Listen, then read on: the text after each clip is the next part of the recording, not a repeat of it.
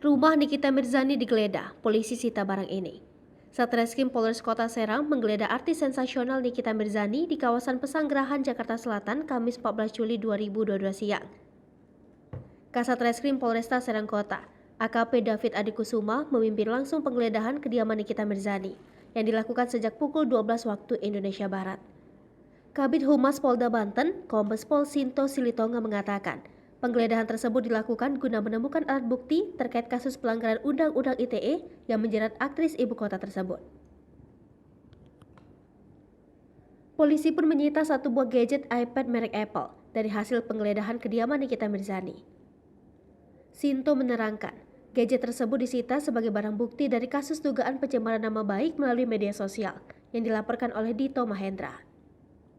Saat penggeledahan dilakukan, Nikita Mirzani disebut tidak berada di kediamannya.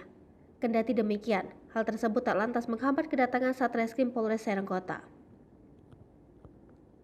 Menurut Sinto, pihaknya telah mendapat penetapan izin penggeledahan dari Pengadilan Negeri Jakarta Selatan pada Senin 4 Juli 2022 dan Kamis 7 Juli 2022.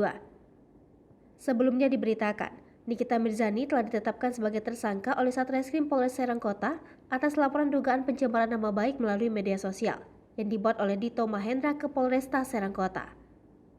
Sinto memastikan pihaknya akan menyelesaikan perkara yang melibatkan Nikita Mirzani tersebut.